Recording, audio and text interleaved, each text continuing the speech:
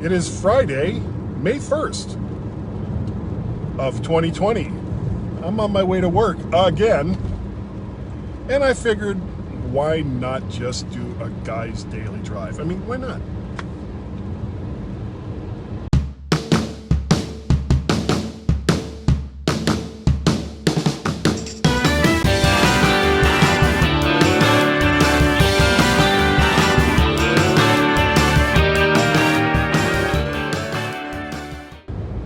And welcome to Guy's Daily Drive, the show that continually says, why is someone live casting while driving in their car? Because they can. Oh, this is moving a little bit, so I'm going to move it back. There. Much better. Today's story involves travel. And I used to do this all the time. As far as traveling goes, back in the days when I spent a lot of time overseas, I would come back from one of these 2 to 3 month trips and take a week off, an entire week off, and most of the time without pay, because I would, take these trips 2 to 4 times a year, and I didn't have that much leave, and it was like, I was basically, when I was overseas, I was just putting my paycheck in the bank. So whether I had a week off without pay, it was like not that big of a deal. So what I would do, now my parents lived in, or just outside of Melbourne, Florida, which is like around the central east part of the state. And that's where they moved to when they sold the house that I grew up in Fort Lauderdale. It was one of these, it was a place called Barefoot Bay. Barefoot Bay. There is no place other than Florida, except with the possible exception of California, where you would have a community called Barefoot Bay. I mean, really. And Barefoot Bay consisted at the time, I don't know if it's still this way, mostly of pre-manufactured homes. Now, if you don't know what a pre-manufactured home is, it's relatively self-explanatory. They have various models of homes, and they pre-make the walls, they pre-make the plumbing, they pre-make pretty much everything, and then it's put into a great big box, and then they move that box to where the home is going to be built, and in no short order the home is built there. And it's mostly made out of aluminum. When the first time I saw the house that my parents moved into, I was just kind of kidding, though. It made my father mad when I said it, that the house looked much better when in its original form, which was beer cans. And the other thing is, fortunately, this community has never gotten hit head on by a hurricane, because I really, really don't think that the community as a whole would be able to withstand the force of like a Cat 2 to Cat 4 hurricane. I think it would just be basically, there used to be a lot of houses there. They're not there anymore. However, moving on from all that. So what I used to do was I would come back from one of my trips on whatever day it was, and I would do all of the office clerical stuff that I had to do leading up to that Friday. And hey, Habib, I would basically, when I got off work on Friday,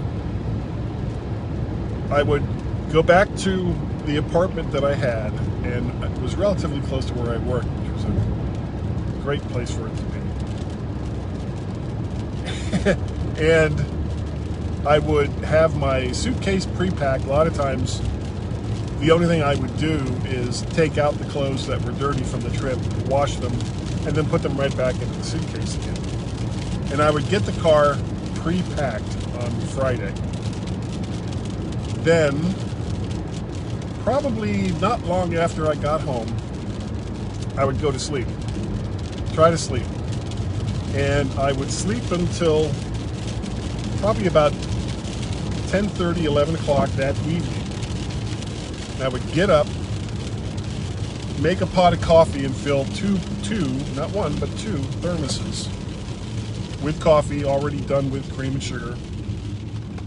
And I would get into my car sometime around 11 o'clock, and I would start my drive to Florida. And it was, you're looking at 13 hours, 14 hours to get to where my parents were. So then I would get on and the nice thing about leaving at 11 o'clock at night, now I live in Northern Virginia, which, pandemic notwithstanding, has horrible, horrible traffic nearly all the time. It doesn't matter typically during regular hours that you try to go somewhere, you're going to hit big traffic. But by leaving at 11 o'clock at night, for the most part, I would be able to, especially going south, I would be able to get out of town.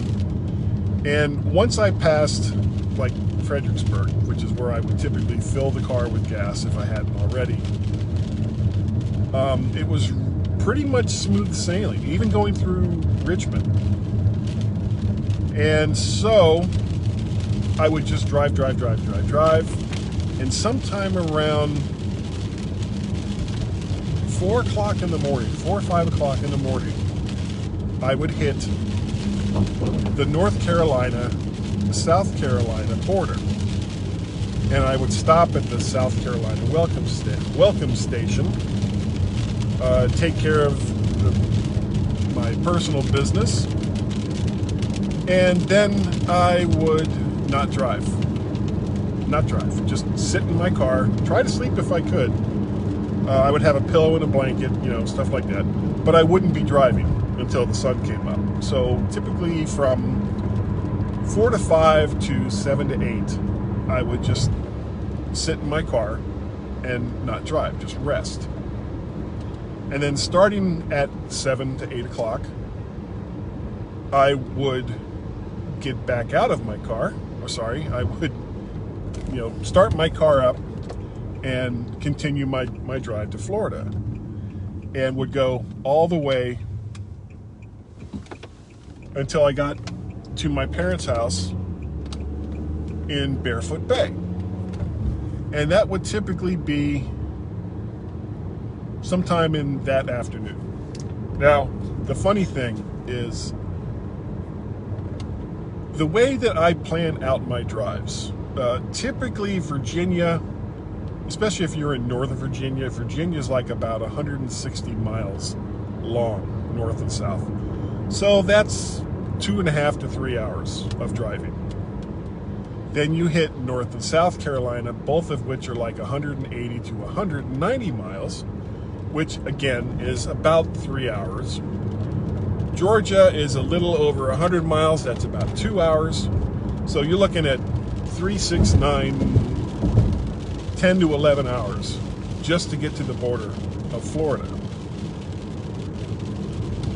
Now, when you get to Florida, and this happened all the time when we would go down to Orlando, the kids would get so excited when they would see that, we'd be leaving Georgia and driving into Florida, like, yay, we're in Florida, we're almost there. And you just kind of look back and go, no, we're not really almost there.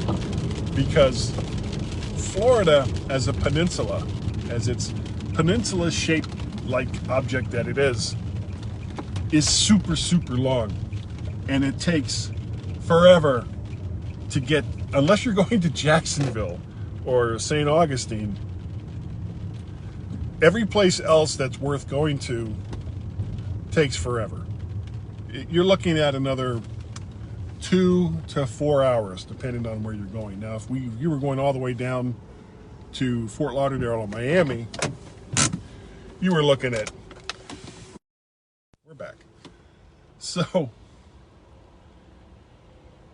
going all the way through Florida would take a really, really long time. Now, I did this drive 2-3 times a year, 2 to 4 times a year. And it always worked out really, really well. Drive straight through. Didn't have to stop at a hotel. Other than that brief little break in South Carolina, it was straight through all the way down. But then they sold the house in Barefoot Bay. And they moved to Fort Myers. Now, if you look at a map of Florida, and it's why I mentioned how long Florida is, Barefoot Bay, which is in like the Melbourne area, is about central east part of Florida. You look at you look at Fort Myers. Fort Myers is southwest Florida. So my drive at that point went from being get on 95 in Northern Virginia and stay on it until you get to the exit where my parents live, to, okay, you're going to take 95 until you get to Jacksonville, then you're going to get on I-10, and then you're going to take I-10 west until you get to Route 301. Then you're going to take Route 301 south until you get to like the Gainesville area, and then you're going to get on I-75, and then you're going to have another 4 to 5 hours drive. And the drive went from 12 to 14 hours to 17 to 20 hours, at which point it was no longer a drive that I could just take a little brief rest someplace and complete all on my own. So I would have to stop, and I would go and go, and I was always, every single time I did it, I was determined to see if I could make it. And almost every single time I would get to Gainesville, that area, and knowing that I still had another 4 to 5 hour drive to go, it'd be like, okay, I'm done. You know, at least if you're in Gainesville, you're going to have decent places, you know, decent hotels. You're going to have some restaurants that are okay, that you know are safe. The farther south you go along the I-75 corridor, you have no idea what you're going to run into until you get to like Port St. Lucie, I think it is, Fort Myers, Cape Coral, that area. So that's kind of it. I could I had to stop at that point. I had to get a hotel. There was no other way to do it. So, but that's the story that I'm going to tell today. I don't know if I'll tell another story on the way home or if I'll come up with something else. You guys can let me know in the comments, and you know, I'll make a determination there. I will be on my way home sometime probably between 12 and 1 Eastern Standard Time, if you'd like to join me again for Guy's Daily Drive. If you'd like to contact me and tell me, Guy, what an idiot you are, for no particular reason, you just think I'm an idiot, all you'd have to do is send me an email, guy@mymac.com. You can also reach me via the Twitters. My 2 Twitter handles are MacParrot and VertShark. You can also see me on Wednesday nights at 8 p.m. Eastern Standard Time on the Facebook's Live with Mac to the Future. Go! And that's with Warren Sklar and David Ginsburg. And of course, the mighty, nearly 10 over 10 years, coming on 11 years running, MyMac.com podcast that I do with the infamous Gaz of the Maz over there in the UK. If you'd like to help support the things that I do, like paying for hosting Guy's Daily Drive, you can go to patreon.com/MacParrot. You can go to coffee, ko-fi.com/MacParrot, or paypal.me/MacParrot and make some kind of donation thing. And it's all greatly appreciated. I really enjoy that. If you would like to see these over on the YouTubes, you can find it under my name, Guy Searle. You can also find it if you do a search for VertShark. That's the keyword that I use that tags all these videos, whether it's Mac to the Future Go, or Guys Daily Drive. It's all tagged with VertShark. And I will do something else with, I have let vertshark.com kind of languish. Mostly because it takes so much time to edit and do all of these different posts, and then to also put it over at vertshark.com. I'm looking for a way to automate the process so that when I add a video to YouTube, or I add a audio podcast to Podbean, that it will automatically populate a post through WordPress over at VertShark. And if anybody knows how to do that, that's not going to cost me an arm and a leg. Thank you. I'd appreciate it if you'd let me know. Anyway, that is going to, I think that's everything. I think that's going to do it for this morning's edition of Guys Daily Drive. Remember, for all these things, like, share, subscribe. Really would appreciate it. And I will see you all next time on Guys Daily Drive. Bye.